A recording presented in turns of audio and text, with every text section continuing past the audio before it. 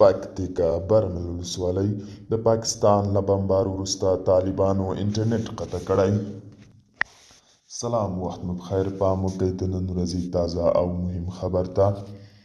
راپورونه وایي د پکتیکا برمل ولسوالۍ پر 4 اهدافو د پاکستاني جیټ الوتکو لخوا تر بمبار وروسته د دې لپاره چې له سیمې وروستي جزئیات رسنیز نشي له بېګانه وخته انټرنیټ قطع شوې ده. تر بېګانه وخته د محل خلکو له زاویه نیوز سره په اړیکه کې وو، غږونه او جزئیات له موږ سره شریکول، خو وروسته یې هر ډول تماسونه قطع شول.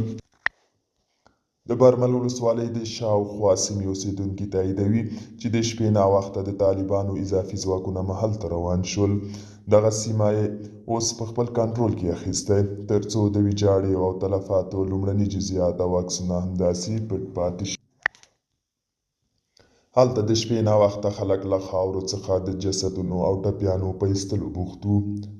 د طالبانو واکمنیو راهیسې دا څویم ځل دی چې پاکستان د افغانستان هوایي حریم او ځمکني بشپړتیا نقضوي، بریدونه کوي او په خپلو اهدافو ملکیان هم په نښه کوي.